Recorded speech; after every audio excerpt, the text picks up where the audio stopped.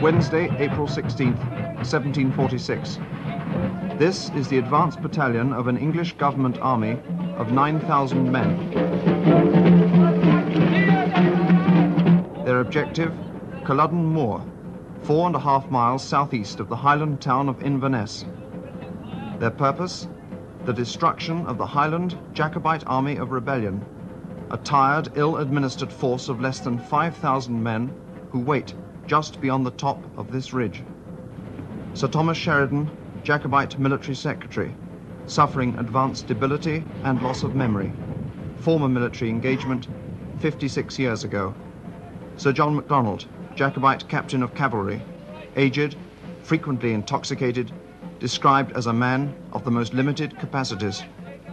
John William O'Sullivan, Jacobite quartermaster general, described as an Irishman whose vanity is superseded only by his lack of wisdom. Prince Charles Edward Stuart, Jacobite commander-in-chief, former military experience, 10 days attendance at a siege at the age of 13. You must understand, without putting too fine a point on it, that the army here is in a total shambles. I've got half my company missing. I just can't find them. They've gone off somewhere to sleep. Your Royal Highness, why exactly are Mr. Sheridan, Sir John MacDonald, and Mr. O'Sullivan handling the administration of your army? Because I chose them.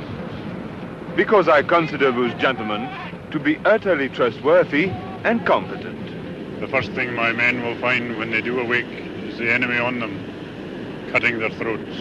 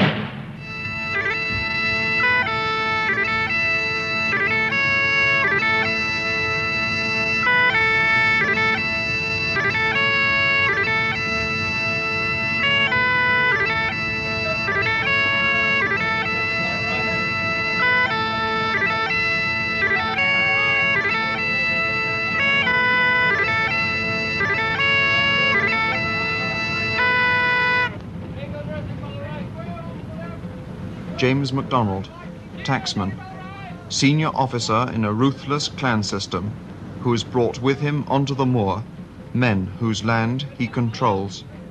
Alistair MacVurich, subtenant of a tacksman, owns 1/8 of an acre of soggy ground and 2 cows.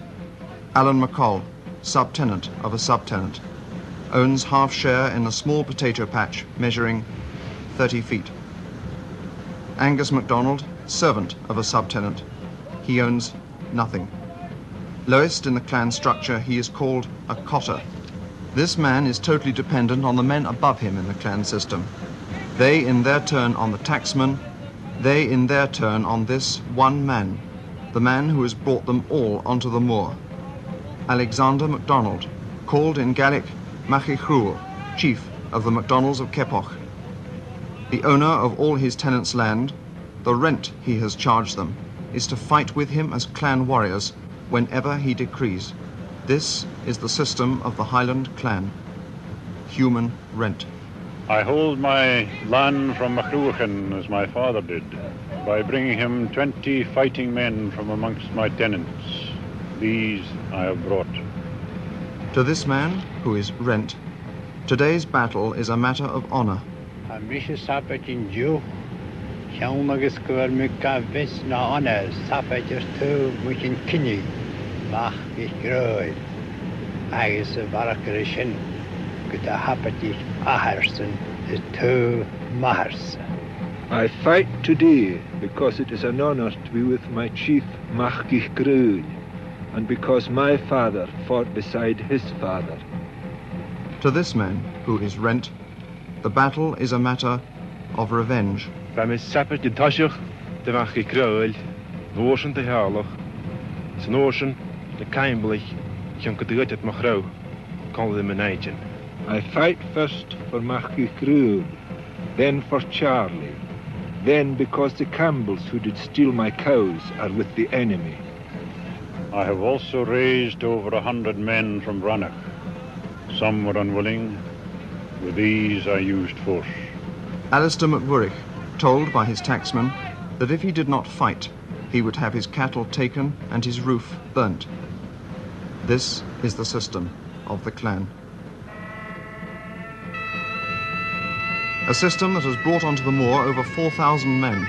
Men from Argyll and Inverness, from Moidart, Appin and the Isles, Catholics, Episcopalians, Presbyterians, the MacDonalds, the MacLeans, the Chisholms, the Camerons, the Farquharsons, the Frasers, men of 14 major Highland clans.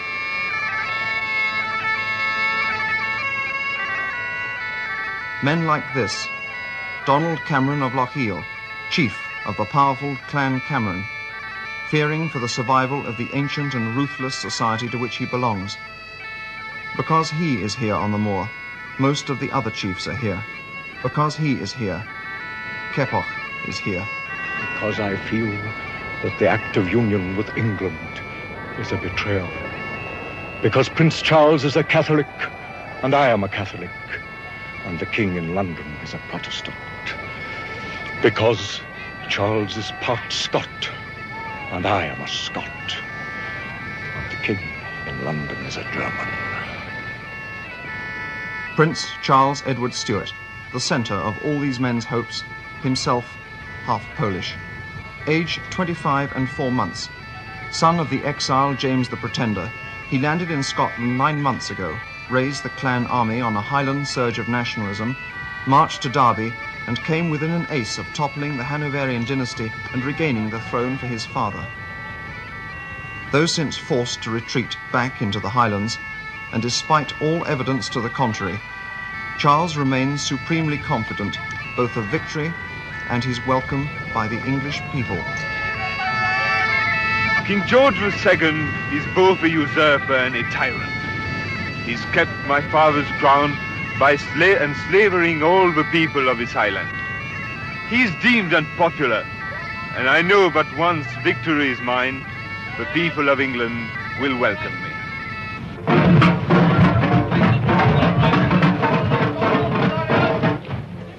Lord George Murray, age 51, Lieutenant General in the Clan Army.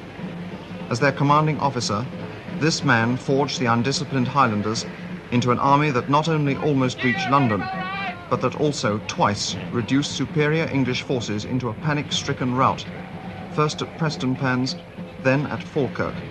Blunt, imperious, this man has bitterly quarrelled with Charles over the chaos in the army administration and over the choice of this battlefield.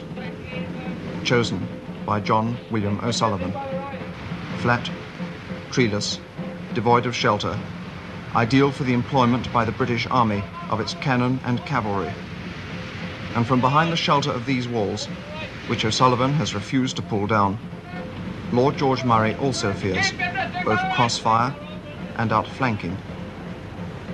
Mr. O'Sullivan, in view of what Lord George feels about the battlefield, have you inspected the ground yourself? No, I have not. Why not? Because I don't deem it necessary.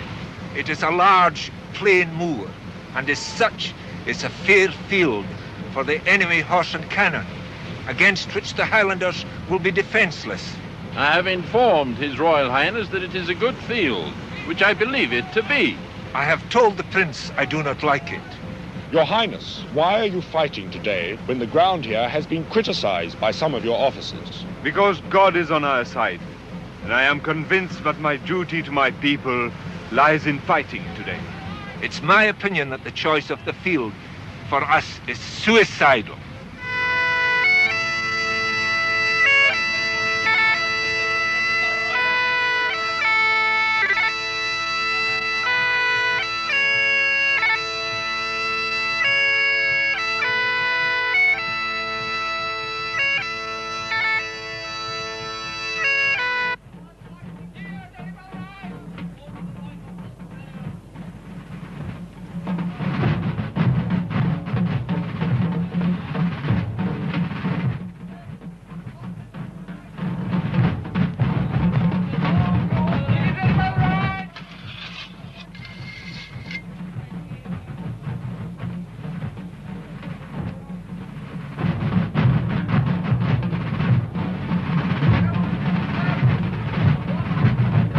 9,000 men, 16 battalions of infantry, 12 squadrons of cavalry, 8 companies of militia, 220,000 rounds of musket ammunition, 10 3-pounder battalion cannons, 800 3-pound cannonballs, 500 bags of cannon grape shot.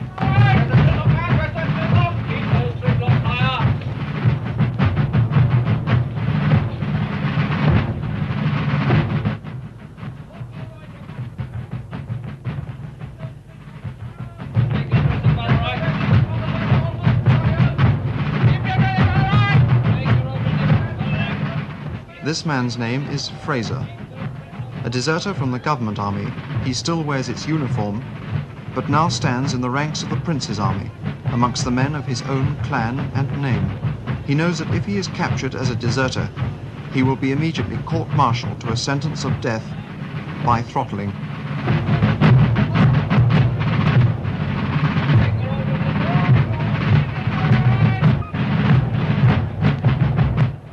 These are the Wild Geese, 150 exiled Irishmen serving in the army of His Most Christian Majesty Louis XV of France, the most powerful ally of the Stuart cause.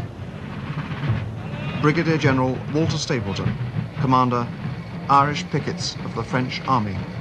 Yes, we're here because Prince Charles is a Catholic. It will be a fine thing for all Catholics when Charlie's on the throne and German Geordie's off it. Yes, that's right. If we had a Catholic king back on the throne in this country, then we could get back to living in our own. You must remember that your Protestant king in London has passed and is still passing penal laws against the Catholics in Ireland. Me, I'm from County Tipperary. Now I've got to live in Boulogne. Now you won't find a Catholic Irishman with much cause to love George II. William Augustus, Duke of Cumberland, third son of King George II. Age 25 and 1 day. Commander-in-Chief of the Government Army in Scotland. Salary £15,000 per year. Alexander Lang, Private. Salary 6pence a day. Patrick McColman, 3 days ago a sergeant, 2 days ago 800 lashes for looting, today a private. John Malaby, Private, pressed into service. William Roach, Private. 2 years of his pay would not buy even the wig and hat of the officer marching in front of him.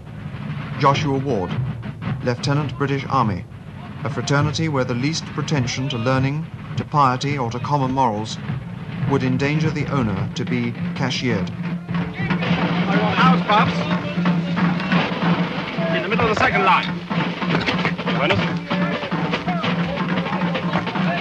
Give me a battery in the center of the front line.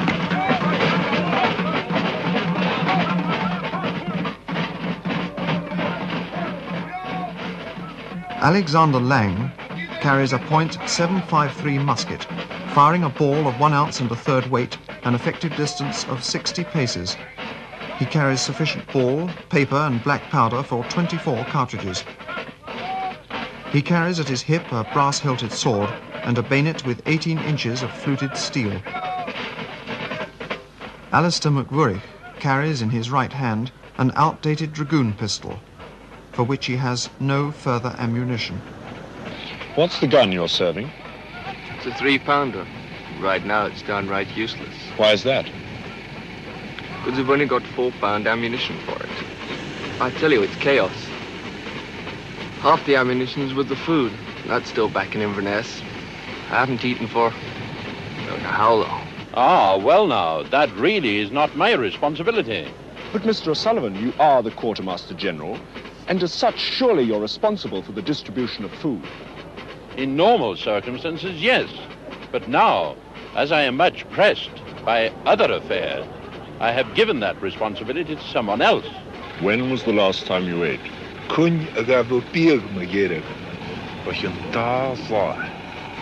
2 days ago.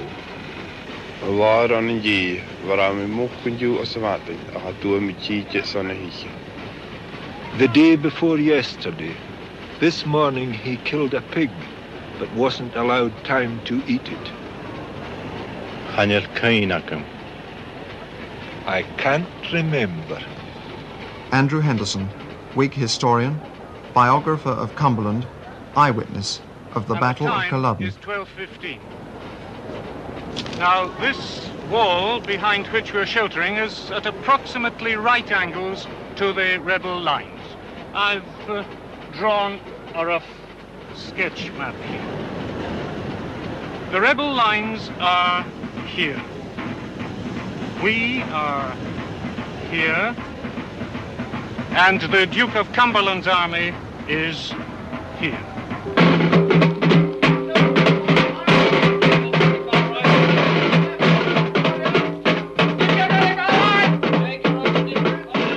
"9,000 men in 16 infantry battalions, 3 of which are themselves Scot.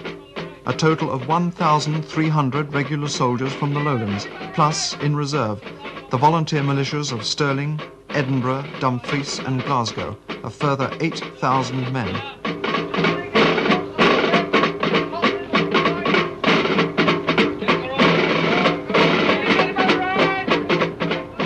Charles Edward Stuart, regent claimant to the thrones of England and Scotland, has more Scots in arms against him than for him.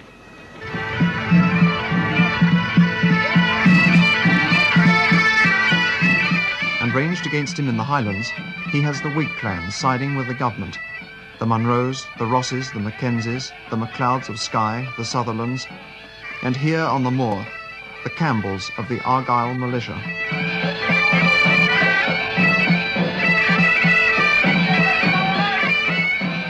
Here to fight Charles and his rebellion, here to take clan revenge, Angus Ian Campbell, wife murdered by the MacDonalds. Alistair MacDonald, brother killed by Campbells in cattle raid.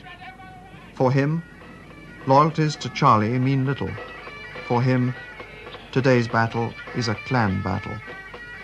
The swords those bastards use can cut a man in half. Well, I reckon we'll have them this time. Why do you say that? We've got a new bayonet drill, see? You don't poke at the man in front here. You poke at the man coming at your chum on the right. That means, as he's lifting his sword arm, you get him underneath, like. What do you think about the rebels? Well, I ain't taken my clothes off for 6 weeks. I reckon till we lay them bastards out, I won't neither. I'll tell you one thing. I know a lot of the boys make fun of our Billy Cumberland, but I reckon he's all right. He's a tough bastard, but at least he feeds you, which is more than some of them do. And I've heard said that the rebels want to cut him the smallest herbs for the pot. Well, I don't reckon that. There are a lot of friggin' savages. Donald Grant, a farmer, forced a month ago into the Highland Army, twice has deserted back to farm and family, twice has been captured and forced to return. Ewan MacDonald, farmer, forced into the Highland Army the day before yesterday. With him his son, John Angus MacDonald. The day before yesterday a ploughboy, today a rebel in arms, his age 13.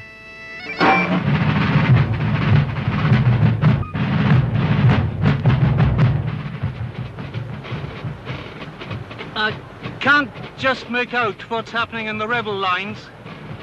There's much confusion of movement.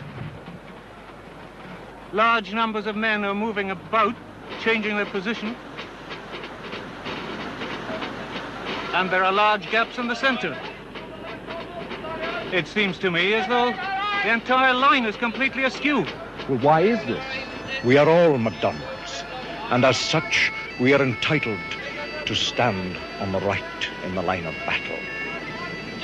This is an ancient MacDonald privilege, and yet Mr. O'Sullivan has thought fit to place Lord George Murray's men in that position. The main reason is that yesterday the Prince had an idea for a surprise march by night on the camp of Cumberland. This we attempted. It failed. but it meant that we were all up marching the entire night. Consequently, the men are exhausted and are still stumbling into their positions. What effect has this had on your men? Look at them. When did you last sleep? Kun a khatjalu mujedag. As far as I am concerned, we are now putting an end to a bad affair. The Scots are fair fighters until a crisis is reached. And it's my opinion we've now reached that crisis. With all these things amiss in our army, it would have been better had the Prince made some plan for retreat. But Charles has made no plans for retreat. He says that only those who are afraid can doubt his coming victory.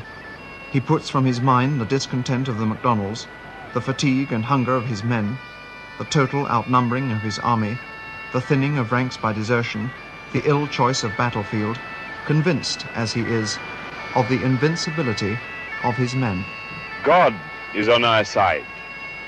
Our cause is just, and we will triumph this day. The soldiers in the elector's army know me to be their lawful prince.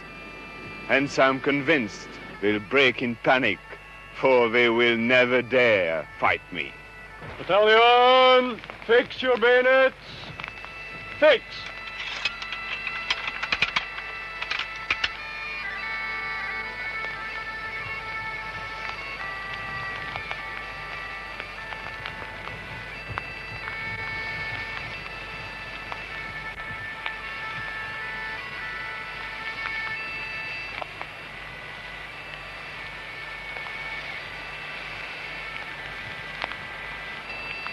This man's name is Chisholm, James Chisholm.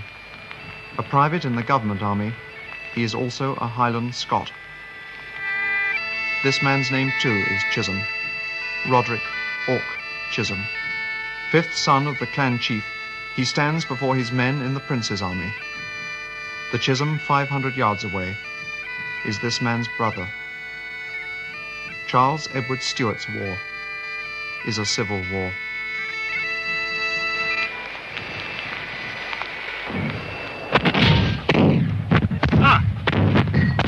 They've started. The rebel cannon have opened fire. The cannon have opened from the rebel center, and they're over elevated.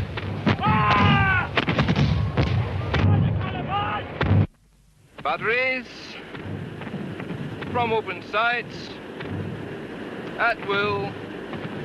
Fire. Fire!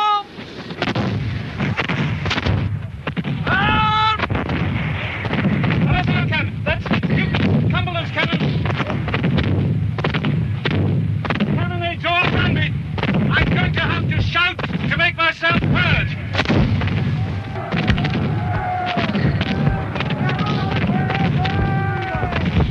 The smoke is beginning to thicken. It's going to be very difficult to see what effect our cannon is having on the rebel line.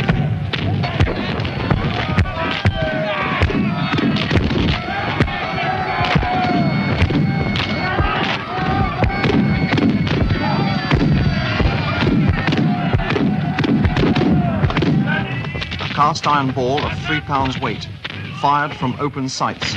This is round shot. This is what it does.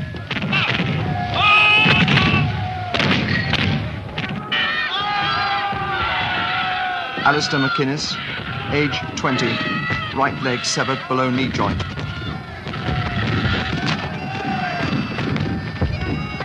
Malcolm Angus Chisholm, age 24, disemboweled.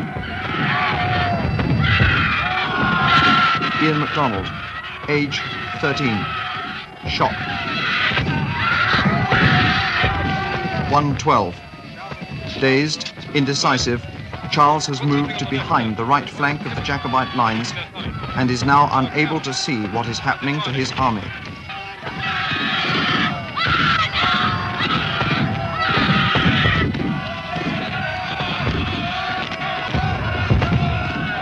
Ordered by O'Sullivan to stand in ranks 6 deep, the men on the Highland right make a clear and tight-packed target for the English gunners.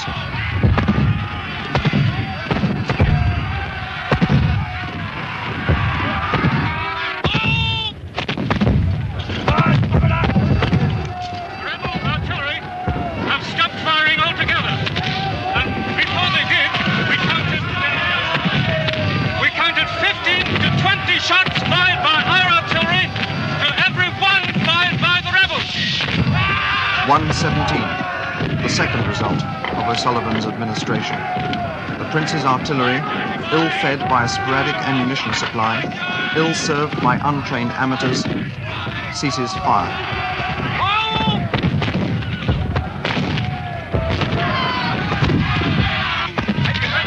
To attack, sir! No, I've had none! Well, why not? The Prince hasn't given any! If he doesn't get the job, he moves his entire army! We're being shelled to pieces!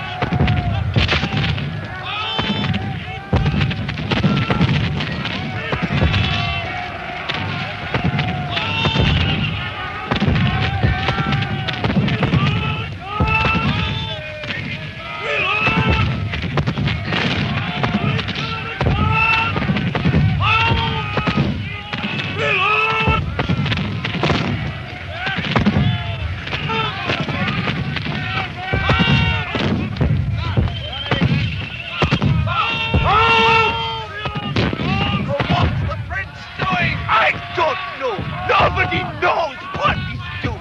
1:22. Prince Charles Stuart, paralysed with indecision, still has given no order either to advance or to retreat. 1:22. Clan Cameron, 200 men, shot to pieces. Clan Stuart, 180 men, shot to pieces. This is fantastic! If this keeps up much longer, our gunners will have finished the whole affair. The cannonade have given our men infinite spirits.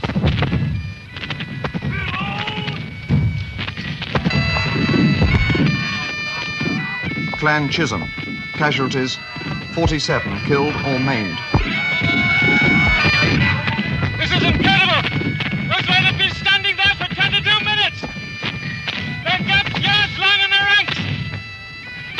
The rebels are being literally blown apart! Why are they standing there? Why in God's name don't they run? 1:30. Still no order to advance. Clan Army casualties, 700 dead or maimed.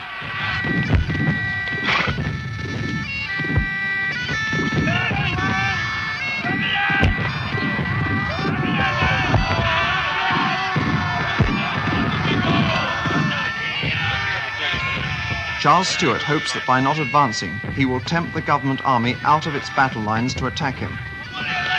1:32 p.m. Cumberland orders a move, but not the one his cousin is expecting.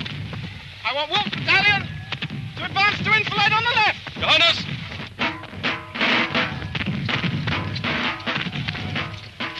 At 1:32, Cumberland places a battalion behind one of the walls O'Sullivan has refused to pull down, to fire into the side of the clan army when it charges the government front. This is the crossfire O'Sullivan said would never happen.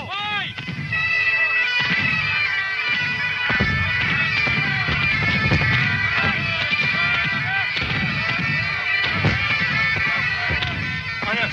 It's units of the Campbell Argyle militia, yes?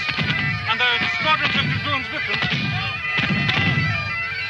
Yes, it's obvious that His Royal Highness has decided to have units of the Campbell Argyle militia and some squadrons of dragoons to go down behind the south side of this wall, out of sight of the enemy, to take them in the rear and outflank the rebels.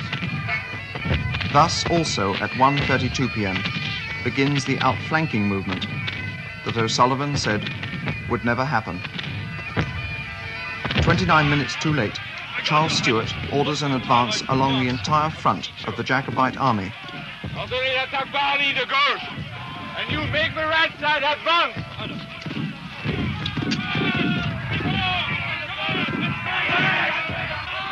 But the message fails to reach the right wing. Casualties, 850.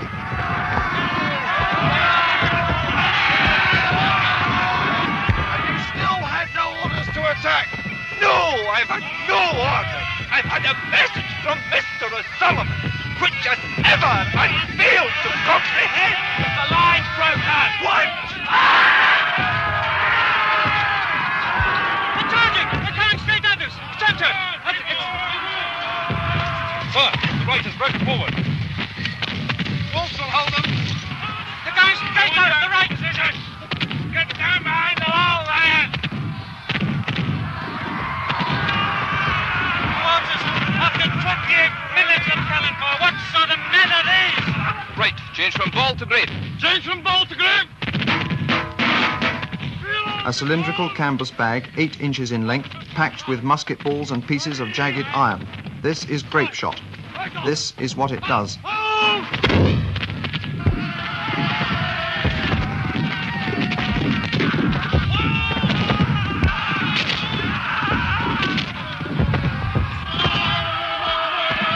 It must be the grape. The center has collided with the right. There's great confusion. Body swelling.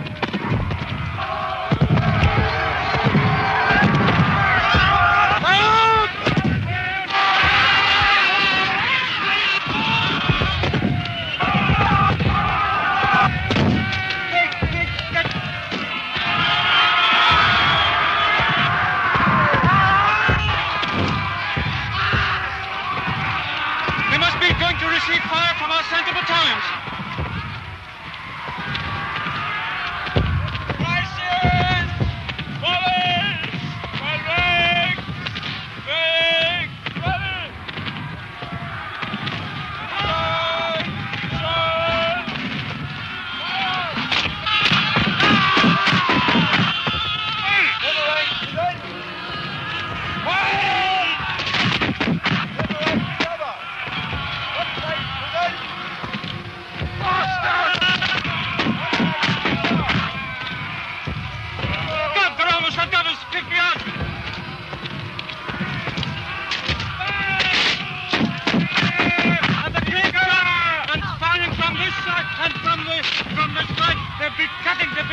It must be chaos behind us wall. Chaos!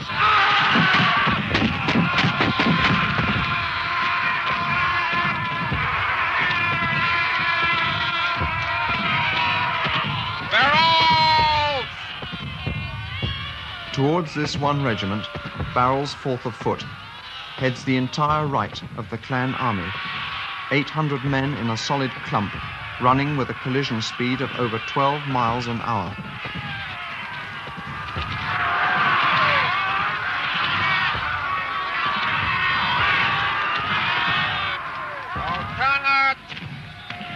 Firing! Quiet, take care! All in, my rank, rank! Rear rank, attack! Rear rank, fire! Rear rank, fire!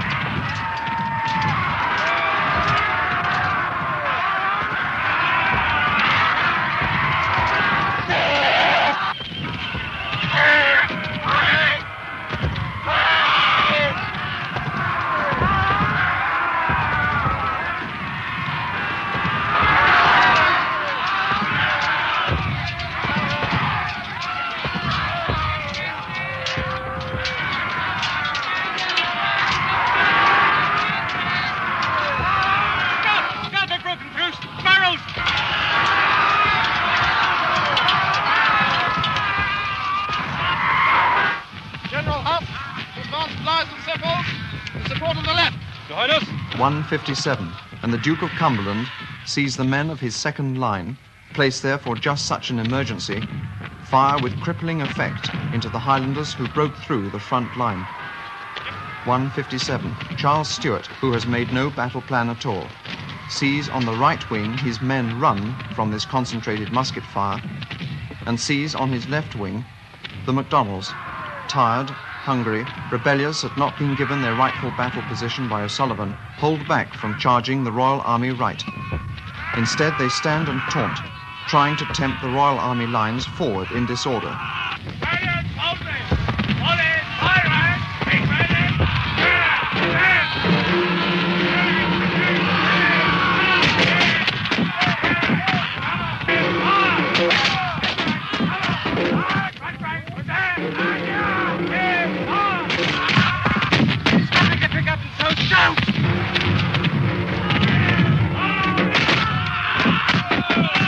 An Steinen nach uns zu werfen. 1:58. The MacDonalds, dismayed at the sight of the advancing cavalry, themselves draw back. Keppoch, one of their leaders, runs forward with other clan officers to encourage them and is shot through twice by musket ball. About him, his men turn and run. Time, 1:59 p.m. The rout of the Highland Army begins. They're leaving the field except the two small units. What are these units? The French and the Irish. The French and the Irish. Let them through. Stand your ground.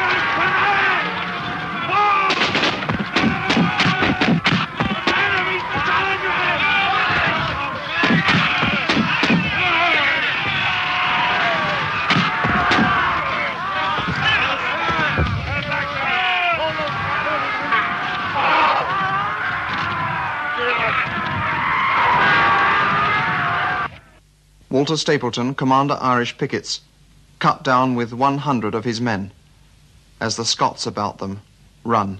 Let's stop the wreck. Where are you going, you? We'll reform. On va faire refaire les rangs. Charles Stuart tries to rally his men. No, I don't want to. Pray stand with me, your prince, he cries. Pray stand with me but a moment, otherwise you ruin me, your country and yourselves, and God forgive you. But it is too late. At 2:01 in the afternoon, his corps in ruins, Charles Edward Stuart is led from the battlefield by the man most responsible for his defeat. As Charles leaves, a senior clan officer screams after him, "Run, you cowardly Italian." Mr. Fawcett, Your Highness. You will order? The General stands fire. Your Highness.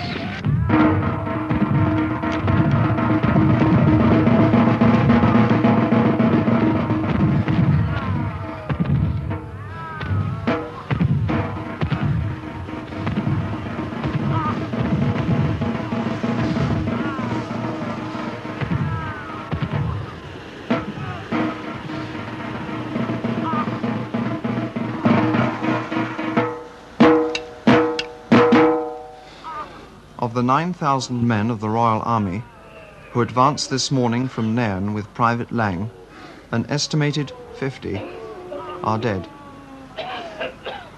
But for every one corpse in the Royal Army, there are 24 in the Clan Army. Piled in layers, dead or dying, are 1,200 men, including the brother of Private James Chisholm. There was scarce a soldier or officer of Barrel's 4th of Foot who did not kill 1 or 2 men each with their bayonets or spontoons. Not a bayonet but was bent and stained with blood to the muzzles of their muskets. All witnesses agreed that if grapeshot were the king of battles, the bayonet was now the queen of weapons. It is mine and everybody's opinion, boasts a trooper, that no history can brag of so singular a victory. How do you feel? Don't feel nothing, really.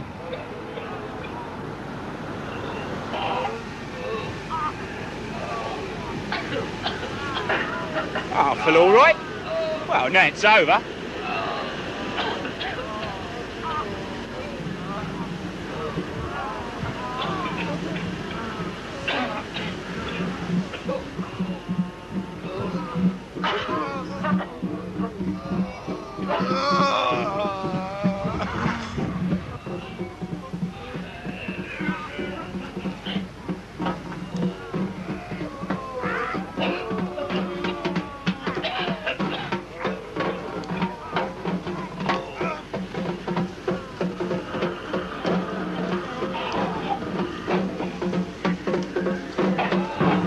Culloden! Take care! Halt! 2:14 p.m. The battalions of Cumberland halt at the lines held by the rebels 1 hour and 8 minutes ago. Battalion! Shoulder your pilocks! Be cheered for His Royal Highness! Hip hip! Hurrah! Thus has ended the last battle to be fought in Britain and the last armed attempt to overthrow its king. The establishment has been saved, peace restored, church, crown, trade and commerce safeguarded.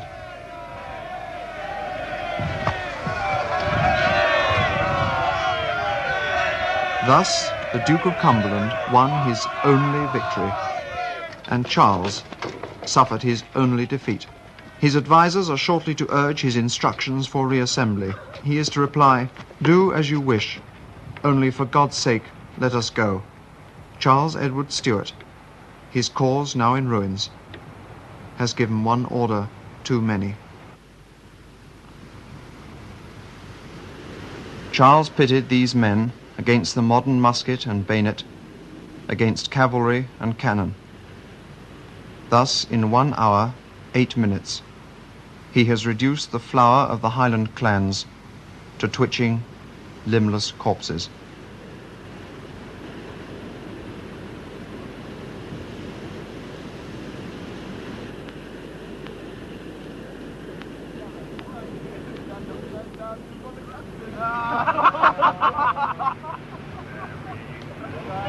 (2:30 p.m.) and His Royal Highness the Duke of Cumberland orders rum and brandy, cheese and biscuits for his brave boys. For the wounded and dying clansmen on the moor, there is to be different treatment.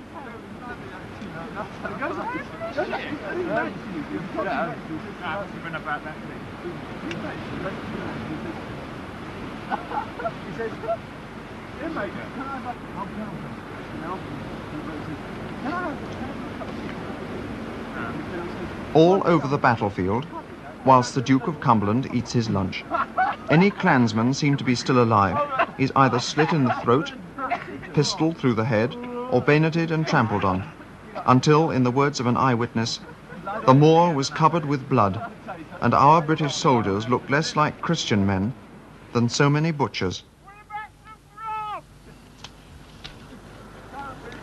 This rebel host has been most deeply indebted to the public for all the rapine, murder and cruelty, and our men are heartily determined to give them receipt in full. Cut him, you bastard! Cut him, man! Take him! Got a shoulder!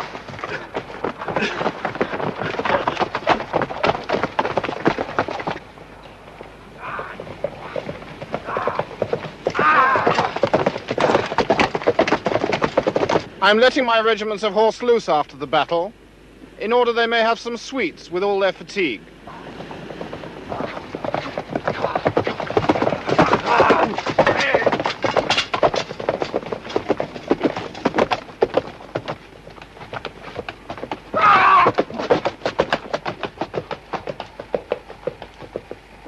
Thus, nearly 100 people are to be butchered or maimed on the road to Inverness. Butchered whether or not they took any part in the battle. They took my baby. He's only 2 weeks old. And one of them whirled him around by his leg and threw him onto the ground. This is Jean Clark, aged 28. Cut about the face and body by sabres, she was left lying for dead on the road to Inverness. The soldiers came in and caught him, and Daddy too, but I got away through a hole in the wall. How old was your brother? Lachlan was 9. I don't know where he and Daddy are now.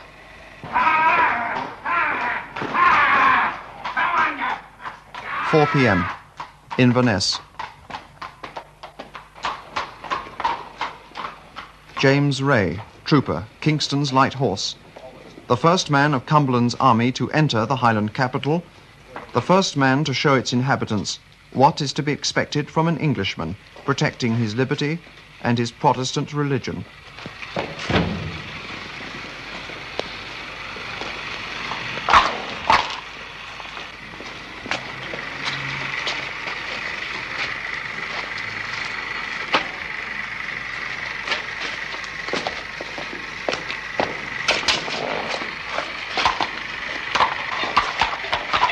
There was these 2 men shouting and screaming, and then he came out, and there was blood on his hands.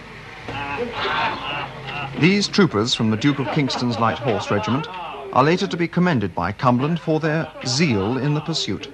Each of them comes from Nottingham. Each of them by trade is a butcher.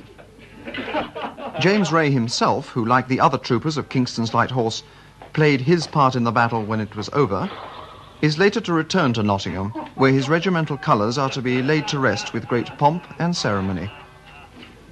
To the perpetual fame and immortal memory of the Duke of Kingston's Light Horse, where, amongst others, on the 16th day of April 1746, they performed many and glorious exploits in routing and entirely subduing the perfidious rebels. Long may the county of Nottingham flourish. God save our ever august King.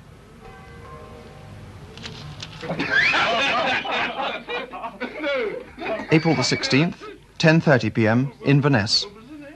For William Augustus, Duke of Cumberland, third son of King George II, an evening of immense satisfaction and triumph. At the age of 25, he has saved his father's kingdom and redeemed the reputation of the British Army. At his table, older officers drink his toast and declare him to be one of the greatest English captains since Marlborough. His cousin Charles, until today the heroic leader of an armed rebellion, is now a fugitive in the heather.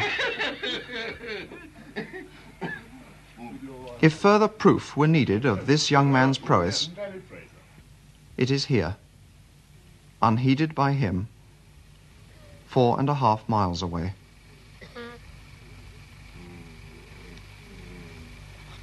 This is Lachlan MacDonald of Lochaber.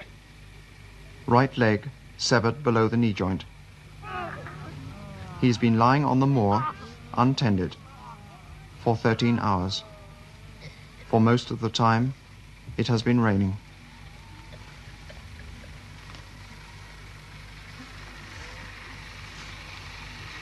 This is Mrs. Anne Hossack of Inverness. Somewhere on the moor, amidst 1,200 dead and dying, is her husband. I don't know where he is.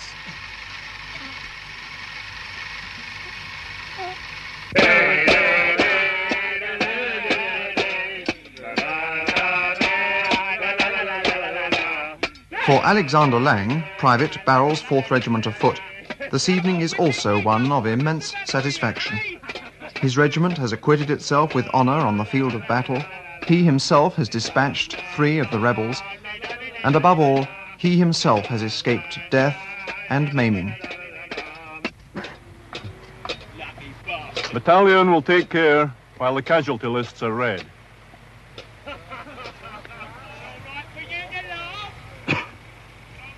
This is Mrs. Ann Walker, wife of Private Andrew Walker, who was wounded in the ranks of Barrels and taken to the surgeon's lines. This woman also has no idea whether her husband is alive or dead. It is given out this morning of Thursday, 17th April, that the following officers and other ranks of Major General William Barrel's Regiment of Foot were either killed or have since died from wounds resulting from the glorious victory inflicted yesterday over the rebel army. Killed, Captain Lord Robert Carr. Other ranks, Sergeant Paulman, Privates Baker, Barstow, Dyke, Finch, Lowell, Lawson, Meacham, Napper, Osborne, Smart, Williamson. Wounded and since died in the surgeon's lines, Corporal Lockhart, Privates Davis, Pollock and Walker. Battalion take care. Battalion will dismiss, save for the duty picket. Battalion dismiss. You treated Private Walker a short while ago, Doctor. Yes, I did. What did he die of? This one? He died of shock, if I remember correctly. Why was that? He was an amputee. I had to take his arm off. Hey! Do you know what? What is our young Billy's pleasure? Because we fought with such gallantry. His Royal Highness thanks all ye officers and men for their gallant behaviour. Get out and leave all. His Royal Highness releases all ye military prisoners who were this day in custody of the provost. You heard about the wounded? Well, yes, some talk about it. They're going to pay 12 guineas out of the Duke's own purse for all those wounded in the battle.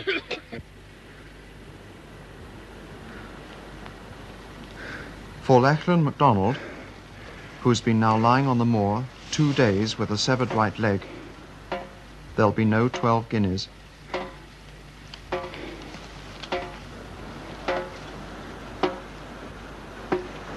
Orders for Friday, 18th April, 1746. A captain and 40 foot to march directly and visit all the cottages in the neighbourhood of the field of battle. The officers and men will take notice that the public order of the rebels on the day of battle was to give us no quarter. Line up the bodies, man.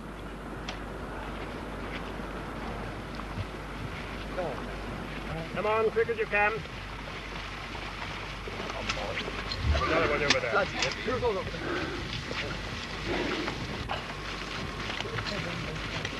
All right, pick up your pile up. The public orders of the rebels to give no mercy to the Royal Army do not exist in any other form than a crude forgery alleged to have been found on the field of battle. All right, lad. We're only taking you to hospital. But whether he knows this public order is a forgery or not, Cumberland makes it his excuse to authorize what now happens. Culloden, present your pile up. That's the man in front of you. Fire. The officer in charge of this execution squad is himself a Scotsman. Captain Scott, are many of the rebels being killed in this fashion? As many as we can find. I don't know how many men have been killed in this fashion. I fear to think. But just this morning I heard a Campbell officer saying that in just one area he himself saw 72 wounded rebels shot or clubbed on the head. Yes, I saw what was done. Did you agree with it? No, of course I didn't. And I'll always thank God that I had nothing to do with the black work. You must try to remember that this is a most difficult problem. I have talked much with officers from Lowland Scots regiments, and they undoubtedly feel that these Highlanders are threatening their culture, their Protestant religion. They're threatening to disrupt their peace and their commerce.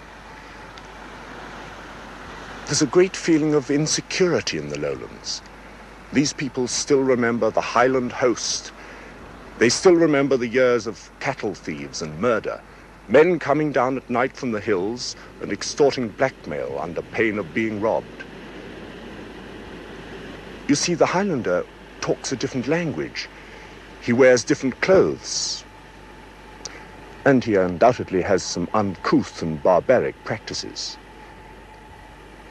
For all these reasons, I think you'll find most Lowlanders hold the man from this part of the country in contempt and hatred, much more so even than the English do. Why is your army treating the prisoners and the wounded like this? Of yourself, for instance, it's been said you're keeping the prisoners in Inverness without warmth, food and water, and that you're even withholding medical dressings from them. Surely this is against all bounds of humanity. Look, I think the point somewhat eludes you.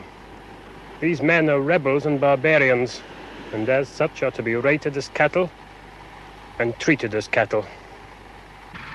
Get that thing back out of the way, please. For 3 days and nights since the battle, these men, many of them stripped of their clothes, many of them dying from gaping wounds, have been lying in cold attics and damp cellars, awaiting removal to the prison ships anchored in the Firth. The British Army authorities have withheld from them even medical dressings, thus hoping to solve the acute lack of prison space by ensuring the mortality rate remains high. We get no food, no light, no medical dressing. Get the egg here, worry about it. The belt here too. The smell in here is terrible. This man next to me, I think is dead. The way they are treating us, I think we were just animals. Robert MacLean, salmon fisher, to be tried without defence at an English trial, of which he is able to understand not a word spoken. His sentence, execution at York, by being hanged, drawn, and quartered. Check these shackles while you're about it.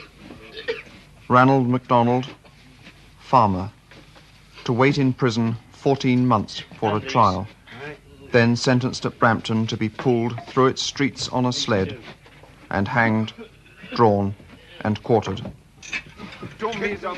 Charles Edward Stuart, believing the Scots to have betrayed him, refuses to listen to last-minute pleas to stay and fight in the mountains. Curtly and without a word of thanks, he dismisses the Highland army.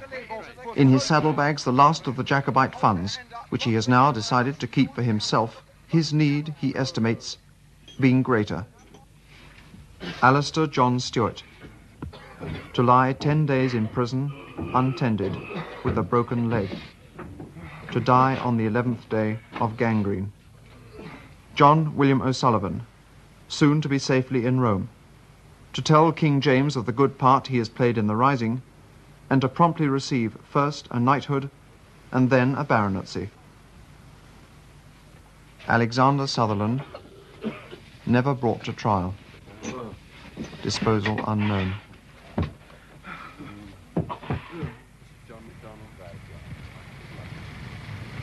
Lord George Murray, who to the end blamed Prince Charles and his Irish administration for the defeat at Culloden, is soon to leave Scotland forever, forced to seek exile in Europe.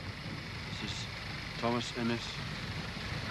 Prince Charles refuses to see him again and never forgives him, blaming his opposition to his administration for the downfall of the Stuart cause. Lord George Murray, estimated by some as one of the most brilliant generals of the 18th century, who, if left to his own counsel, could perhaps have turned Culloden into a victory.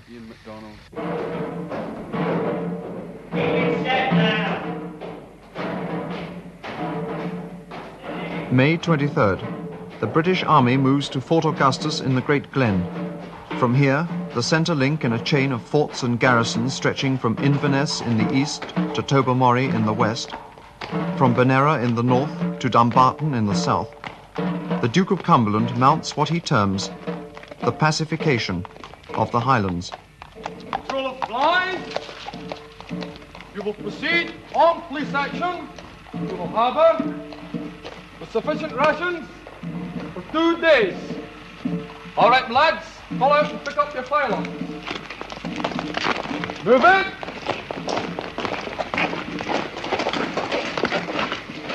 Lord Sackville, what is the function of these patrols?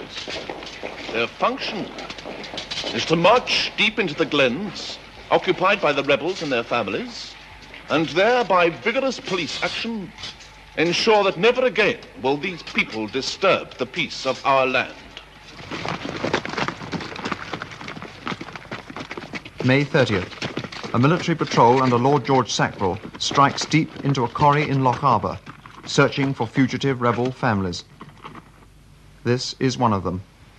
Sheltering from the rain 1,500 feet up the side of a hill face, Andrew McKeachin, aged 25, who stood at Culloden and who now, because of the patrols, has to hide in the hills like an animal. This is his wife, child, and a friend called Mrs. McInnes. They have each been out in the open for the past 8 days. This girl is suffering from severe flux as a result of damp clothes. The last meal this baby ate was a small fish caught yesterday and shared between the children. This little girl, forced to leave her home suddenly, has only a thin dress, a damp shawl, and no shoes. At approximately 12 noon, May 30th, the family is sighted by the patrol. This is what happens.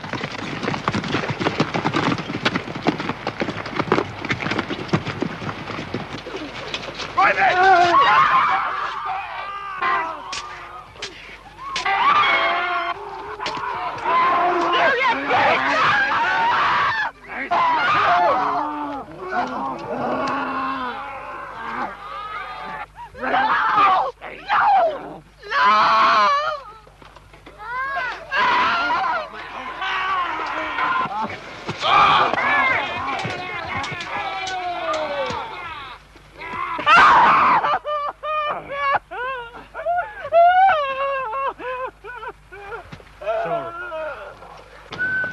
I don't know.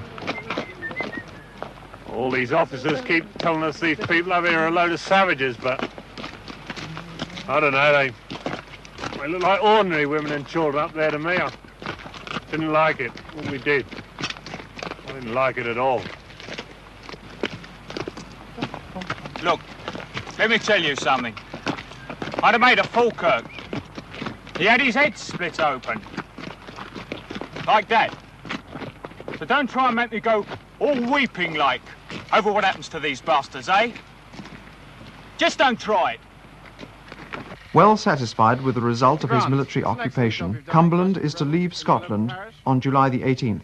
He leaves behind him to finish the destruction of the rebel clans, not only an immense concentration of English and Lowland troops, not only the zealous help of all the Whig clans, but even the help of the chief of a rebel clan, Ludwig Grant, son of the Grant clan chief, who has hastily reorganized his loyalties and just delivered 82 of his own rebel clansmen to Cumberland for transportation to the Barbados as proof of his unswerving allegiance to the Crown. Cumberland himself is to receive from London a tumultuous welcome. From the government, a raise in salary of £25,000. From George Frederick Handel, a choral work, See, the Conquering Hero Comes. From the public, his name for a flower, Sweet William. From the Scots, his name for a weed, Stinking Billy.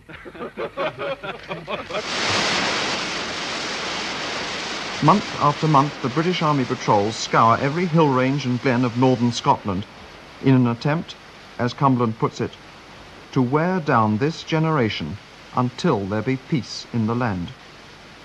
The patrols leave behind them a trail of brutality and suffering that is to earn for their commander undying loathing and the epithet Cumberland the Butcher.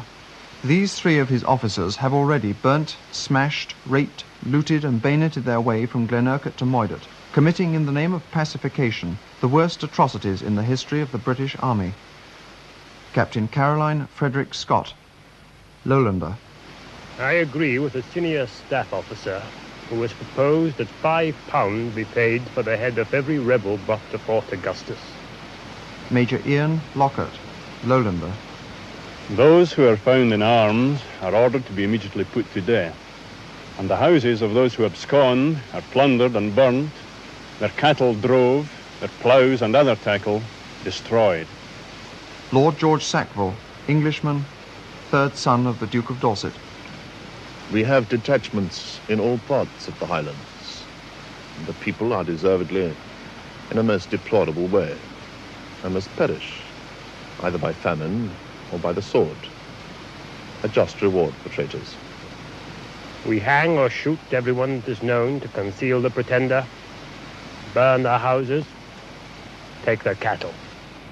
The Pretender, Charles Edward Stuart, object of the largest single manhunt in British history, now disguised as an ordinary clansman, much addicted to the little bottle he carries in his hip pocket, suffering from dysentery, is to spend the next 5 months scrambling amidst the rocks and hills of the Western Highlands, sheltered and hidden by its people who remain loyal to him and never betray him, until in September he takes a ship for France and security, leaving behind him nothing, nothing but a legend. Bonnie Prince Charlie. Ma bonnie Moorhan, up in the grey hill down in the Charles Edward Stuart, the Bonnie Moor Hen, is to walk out of the lives of the people he has led into so much suffering with scarcely a backward look in their direction.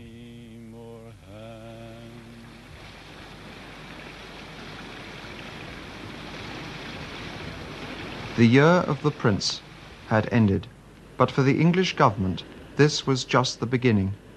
Systematically, and with due parliamentary legislation, they proceeded to eliminate all the things that made this man unique and that gave him the strength they so feared.